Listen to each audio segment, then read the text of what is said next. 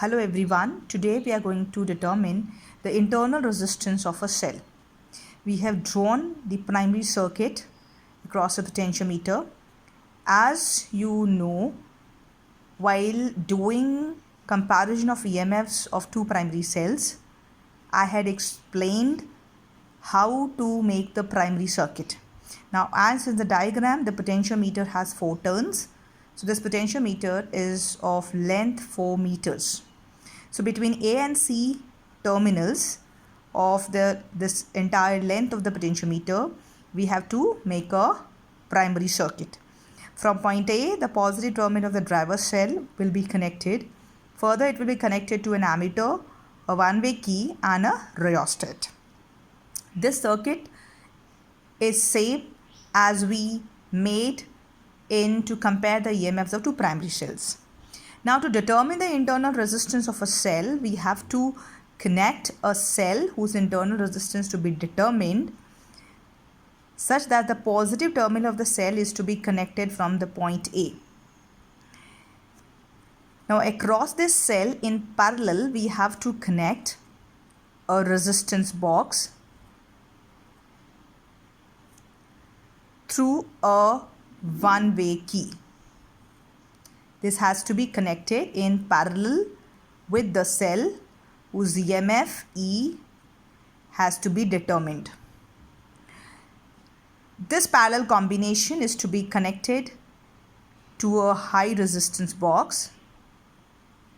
Further, it will be connected to a galvanometer, and the other end of the galvanometer will be connected to a jockey, and the jockey will be allowed to slide on the wire of the potentiometer. Now our circuit is complete. To determine the internal resistance, initially the primary circuit key will be closed and the resistance box which is connected in parallel, and there is a key connected here, this key will remain open. So K1 must be open initially. Now, as we check the connections in our previous application to compare the EMFs of two primary cells, same here we have to first touch the jockey at point A and check the deflection in the galvanometer. Then we have to place jockey at point C and we have to check the deflection in galvanometer. The deflection in the galvanometer has to be in opposite directions, then only the circuit will be correct. So first, to determine the internal resistance, first let K1 is open and we slide jockey on the potentiometer wire. Wherever the galvanometer shows no deflection, there the EMF of the cell will be balanced across that length.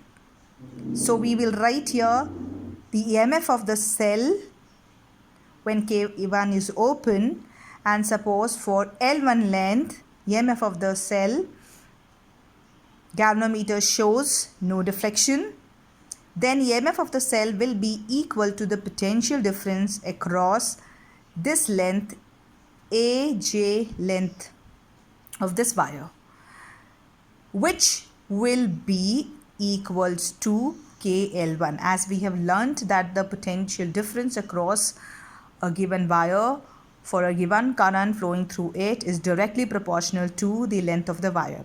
Same here, when no current flows through the galvanometer, the EMF of the cell is equal to the potential difference across this given length of the wire, where the balancing length is L1. So we can mark this balancing length be L1. This will be our equation number 1. At the second step, K1 is closed. Now we have to close K1, this key, and repeat our step. We have to slide jockey on the resistance wire, potentiometer wire, and check the position where we get the null deflection in the galvanometer. Now this time you will observe that the balancing length will be lesser than the previous case. Let this balancing length be L2, as we mark the first one as L1. Now as in this case there is current drawn by the cell. In the previous case when K1 was open, there was no current drawn by the cell. Hence we said that this is the EMF of the cell, which is proportional to L1. Now when K1 is closed, then across this balancing length, it is the terminal potential difference. So we write here the terminal potential difference V across the cell is equals to KL2, because the current is drawn from the cell. This is equals to equation number 2.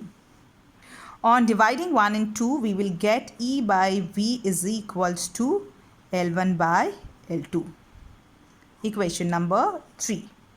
Now look at this circuit. When no current is being drawn from the galvanometer, wherever it shows the balancing length, we can say that the EMF of this cell is equals to I, current flowing through the cell, external resistance from the resistant box, plus the internal resistance of the cell. So from here we will get E is equals to I into R plus I into small r.